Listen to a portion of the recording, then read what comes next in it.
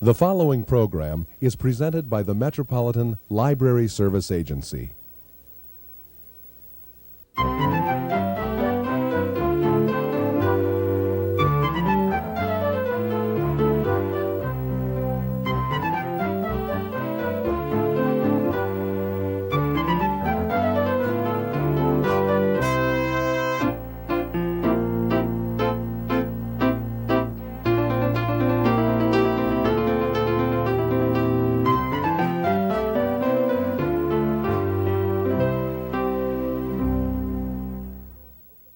Hello, welcome to All About Kids, the program focusing on the interests of children and young people and some of the issues affecting them.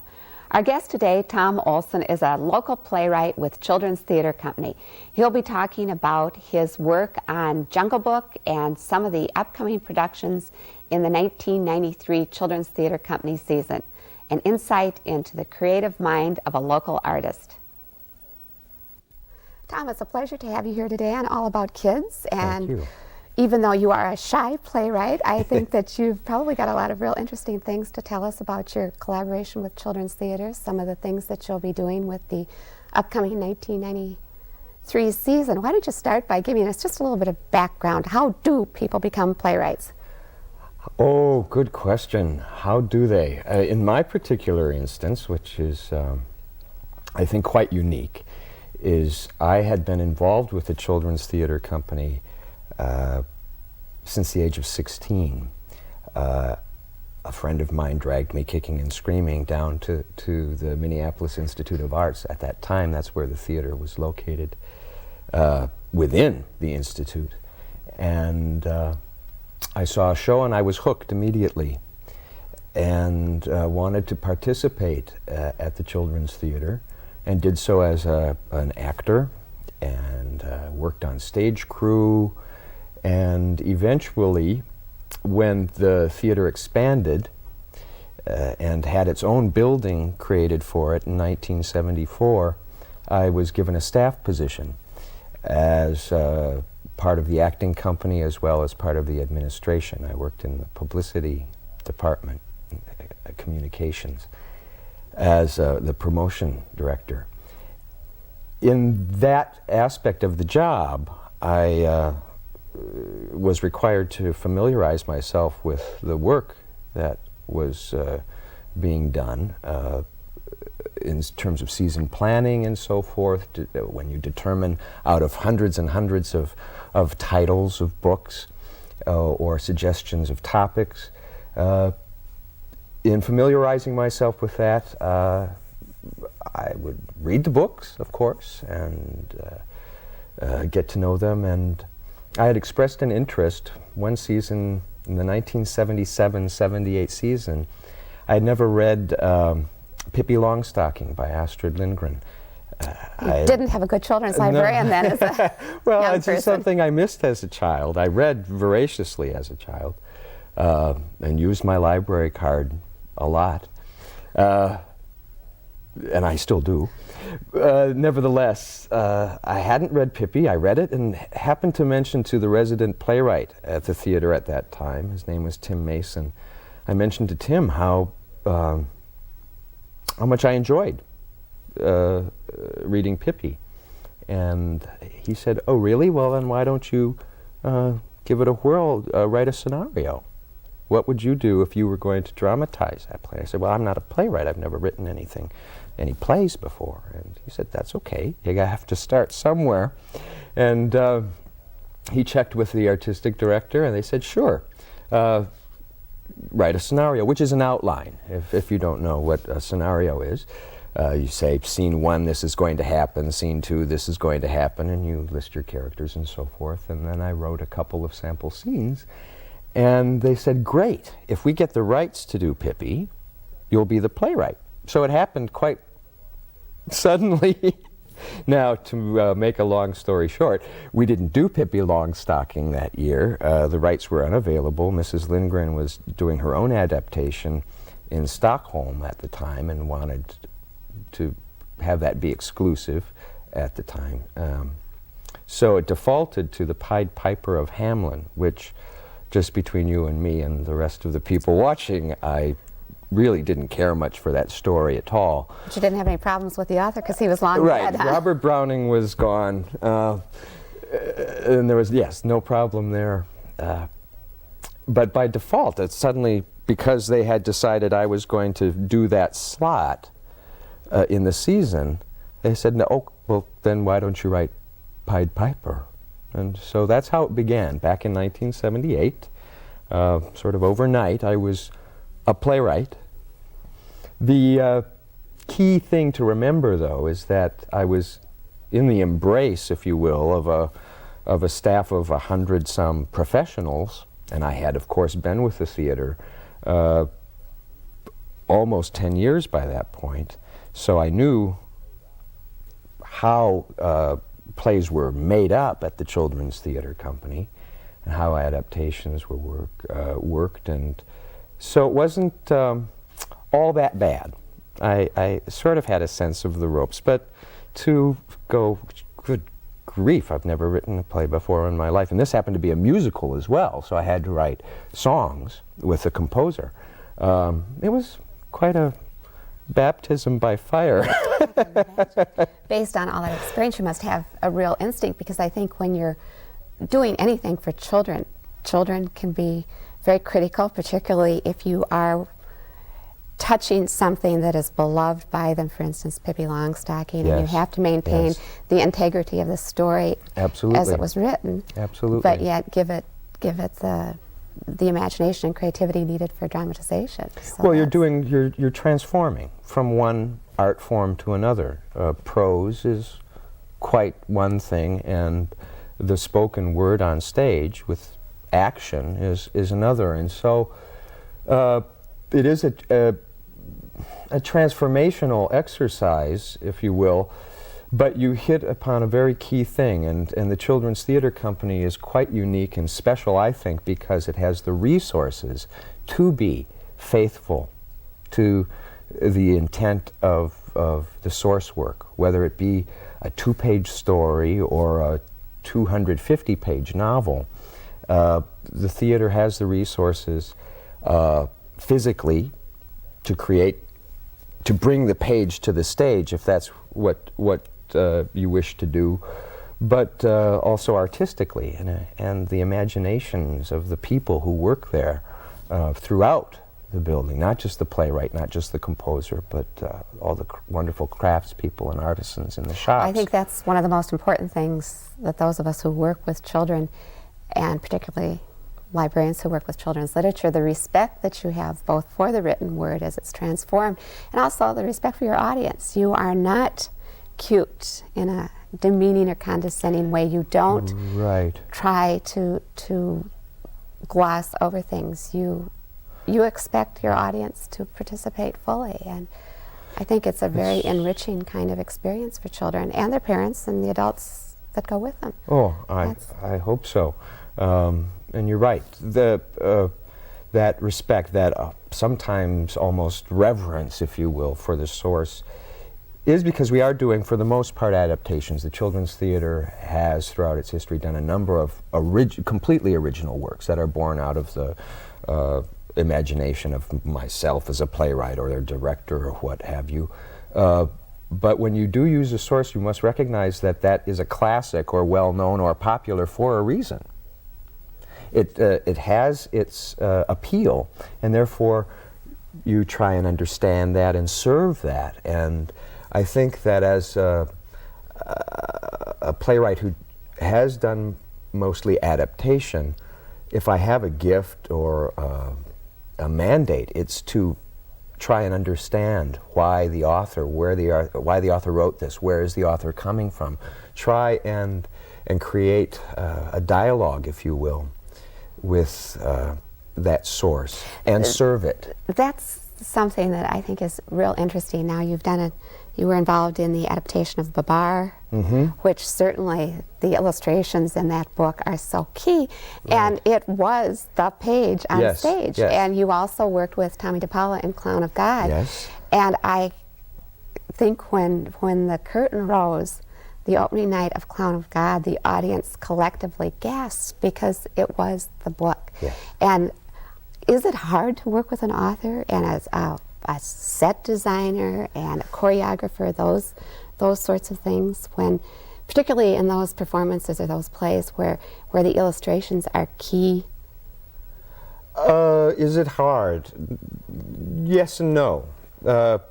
With Babar, that was different. Jean de Brunhoff had passed away, and we were dealing with his son, Laurent, who has, of course, kept the Babar going and has written a number of his own Babar adventures. As a matter of fact, I created a new Babar adventure and collaborated with Laurent.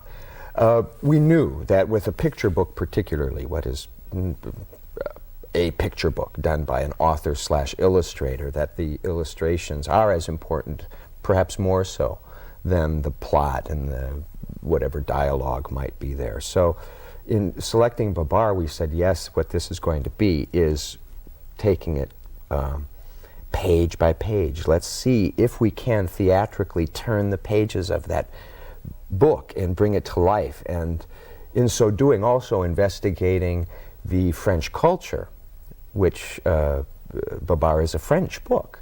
And so we had the citizens of Paris speak French, and the animals spoke trombone, French horn sort of thing, and that was the charm of it, to explore that. With Tommy, it was different because you not only had the illustrations, but you had a very powerful story in The Clown of God that he in turn had basically adapted from an old medieval legend, the Little Juggler of Notre Dame.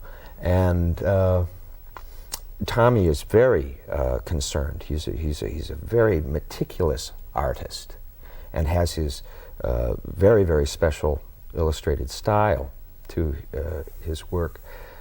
And he happened to be alive and more than willing to come and participate. I was going to say more than alive. Oh, yes, yes. He is quite a remarkable person. And it was a great pleasure to have Tommy come and lend his artistry to the actual show. So he was working on the designs with the designers and in the shops painting and finishing the costumes, and I was able to consult with him saying, I need another character here, can we add somebody and embellish the book. So could I just interrupt for a minute? So as the playwright, not only do you develop the script, but you also consider the whole effect on the stage. Oh, absolutely. The crowd scenes and how you need to place children or adults or animals or whatever. Absolutely. I am at the Children's Theater because I was on staff, and you're part of a team. My main duty might be the dialogue, but you're involved in the entire process as part of the team. I consider myself perhaps the scout for the expedition, but so I'll look ahead and see where we might wish to go in the play, but I go back to the creative team and the actors as well and so forth and say, okay, I went out this way, this is what I had in mind, here's sort of a map to how does this sound, and then we all go together, and then we might take detours and change our direction, and but you're there throughout the process. I would expect that's one of the reasons that the Children's Theater productions are successful, because they are a process They're integrated, of teamwork. Yeah, and it is. It's a team effort, absolutely, and that too is a wonderful opportunity and situation, because I know who I'm writing for the most part. I know these people, these actors. You're able to really take a lot of quantum leaps. That's one of the benefits of having a permanent company. A resident company of professionals, yes, and you have young people that you get to know, and it really makes the work much, I think, richer. Now, more recently, you've been involved in production of Rudyard Kipling's Jungle Book. That's right. Which has gone on national tour, and it's coming back to the main stage in the spring of '93. interesting choice, and I saw the performance and was astounded at how you had taken what in my mind was, you know, Kipling, sort of the traditional British colonial author, and developed a play that has such integrity, representing the culture of the country of India and the choreography, all those sorts of things. Talk a little bit about how you created that. Okay. We had selected The Jungle Book, and Wendy Lair, who is again a long-term resident artist with the Children's Theatre Company. Wendy was the director, and in discussion with Wendy, we decided that we wished to approach The Jungle Book as a celebration of the culture where it's set, which is India, turn of the century, late 1800s. And so that was our basis.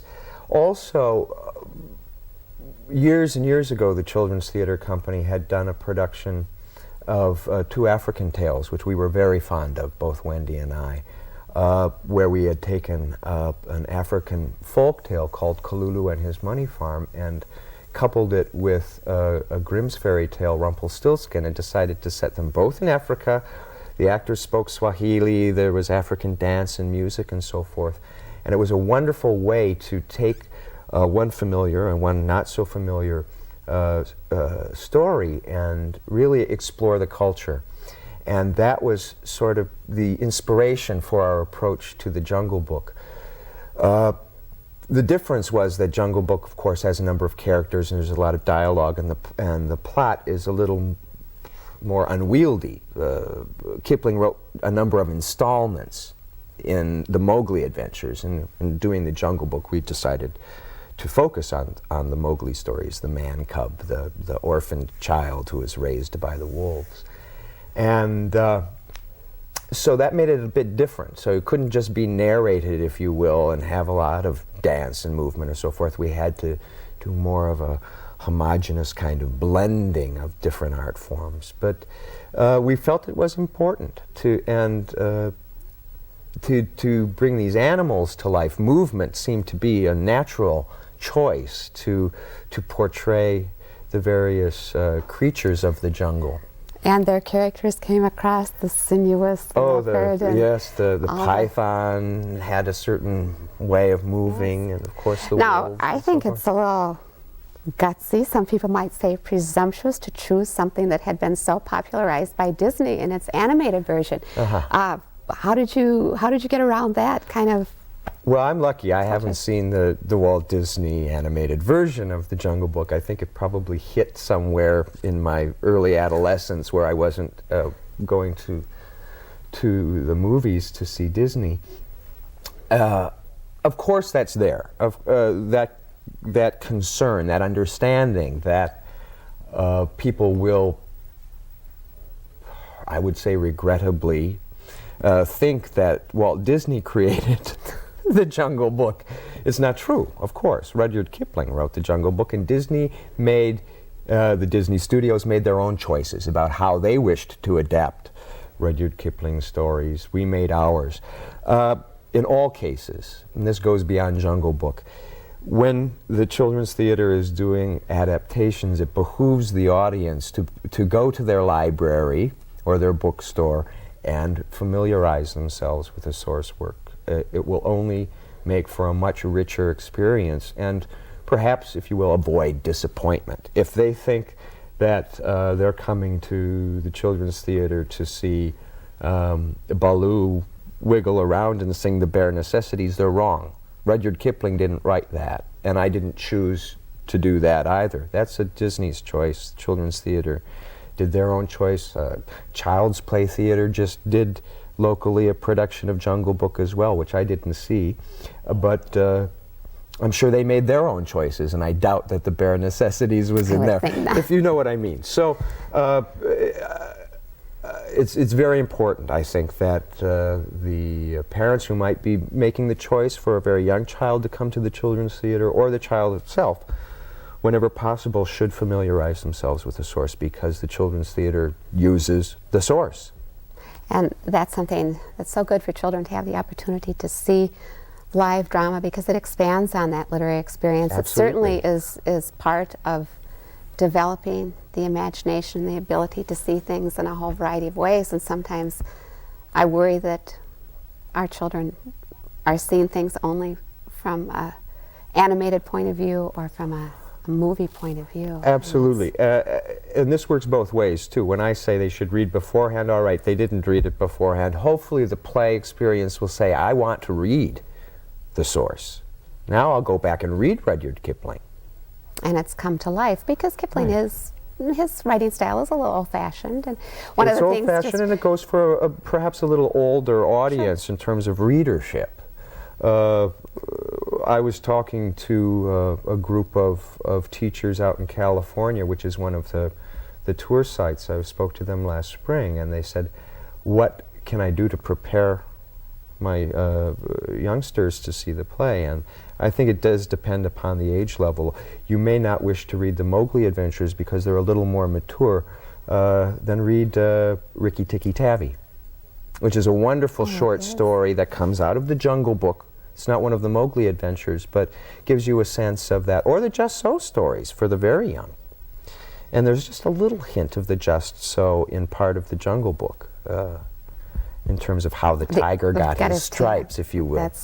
Which is, it comes out of a creation myth that Kipling used in one of the Jungle Book episodes. I was looking at an old edition of the Jungle Book, and Kipling had done some black and white silhouettes, his own illustrations, and those were brought to life in the set design, and it astounded me. Now, you're also going to be working on a children's theater version of The Wizard of Oz. Yes. That is, again, will there be red shoes? Will somebody be singing? No, there will not be red shoes. The ruby slippers do not occur in the book. For those of you who have read Baum will know that. It's silver shoes, not ruby. Now, I think that was a Technicolor choice made by the MGM studios. Glinda, I believe, wears ruby slippers. Glinda, the Good Witch of the South. But no. Something to prepare the viewers for ahead of time. Once again, we must say, read the source.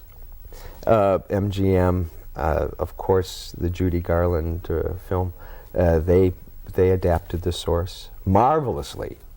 Of course, it's a brilliant adaptation of L. Frank Baum's adventure, and we're doing ours. It's much more rooted in celebrating, I think, turn of the century Americana and theater as well. We're really giving it a center on the magic that theater can create and the imagination in that milieu. Well, when you sit down with the team at Children's Theatre Company to decide what you are going to be writing about, what productions you want to focus on in the future, what are some of the things that you think about? I suppose audience appeal and possibly recognizable stories or names. Certainly. There is a concern for that. You want to reach a broad audience. You want to share your artistry with them. But really, first and foremost, you're dealing with a group of artists. And so what appeals to the artist? It must have an artistic sort of impulse. Otherwise, it's not necessarily going to be very successful for the artists who are creating this, and might have a sort of a false ring to it. So, although what you mentioned, Gretchen, I would say are more commercial concerns, which is certainly something, that's not the impetus for creating a season. That's good. Again, the maintaining a quality and that respect for It's a group of artists getting audiences. together saying, I would really like to roll up my sleeves and get involved with this author or this topic or this particular story. Ever since I was a child, this was my favorite story. I want to do this. And then you go, okay, good. If you really want to do it, go for it. Or do you have a story burning inside you that has never been performed that will be someday? Burning inside me. I don't know. I'm not that guy. I'm from the north. Here. That's right. You are from Minnesota. There's one story that I read in the past 5 years, which I I was very taken with. It was called The Fledgling by Jane Langton. Oh, yes. And when I was a youngster, she had written a series of books. It began with a book called The Diamond in the Window, which I was very Wonderful fond of. fantasies, yes. Very fond of. And there's a couple others, The Swing in the Summer House and The Astonishing Stereoscope. She's got a great one called The Fragile Flag, too. No, I haven't read that. You gotta, that's... But, so when I noticed at the bookstore that The Fledgling was one of hers, I picked it up and I was just carried away by it. And so that's something that I would like to do. It's very difficult. It deals with flight and so forth. And but that's, if I had a choice, that's when I would work on. I think it's my impression that children's theater is constantly revising, looking at what it's doing, making a real effort to get out into the community, to let the entire community know that that theater is for everyone. It's not something that appeals just to a cultural elite, which is a very nasty and negative word. Not even politically correct, but you know that that theater is something that all children need to experience as part of their growing up. I agree. I agree. I think that, and theater is something that's so easy in a way to do. All you need is a person. Well, and children themselves, they are the greatest pretenders of all. If they see a play, to go back and to know that they can. And that's what I keep drawing on, of course, is I keep drawing on my childhood experiences, my child's imagination, and my recollections of how I used to do improvisations as a child. I think that's very important. We all have that in us, that natural ability to play and assume characters and create dialogue and situations. I just get to do it on a big scale. You are so have lucky. all sorts of people look at it and criticize it. As you said, you can't have a real heavy ego when you're a playwright. No, I don't think so. It's something that, and I'm lucky. As I say, I get to serve, and I'm privileged to do so. I'm pleased to do so. Well, those of us who are interested in children's issues appreciate your concern. Tom, it's been terrific having you on the program today, and good luck on your season, or is that bad luck to say to a playwright? Oh, no, you may say good luck. The actors, you say break a leg. Come back and talk to us again sometime. Thanks, on All Gretchen. About Kids. My pleasure. Thank you, Tom Olson, for this look at your activity with Children's Theater Company. Thanks to all of you for joining us in All About Kids. Please tune in again.